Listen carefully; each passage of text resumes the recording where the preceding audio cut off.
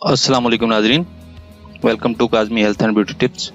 उम्मीद करता हूँ कि आप सब खैरियत से होंगे। गुर्दे की पथरी ख़त्म करने का आसान घरेलू इलाज, ऐसा क्या इस्तेमाल करें कि पथरी रेजा रेजा होकर निकल जाए। नाजरीन, आज मैं आपको गुर्दे की पथरी, गुर्दे का सिकुड़ना और गुर्दे के दर्द का आसान शर्ती इलाज बताने जा रहा हूँ। इसके चंद दिन के इस्तेमाल से गुर्दे की पथरी रेत बनकर निकल जाएगी। गुर्दे का दर्द खत्म करते हुए गुर्दे को सिकुड़ने से रोकता है, यानी गुर्दों के जुमला अमराज के लिए मुफीद तरह है। उम्मीद करता हूँ आपको पसंद आएगा। इलाज: जैतून का तेल 1 चम्मच, ताज़ा नींबू का रस 1 चम्मच, शहद खालिस 1 चम्मच, ताज़ा पानी आधा गिलास। तरकीब तैयारी व तरकीब इस्तेमाल।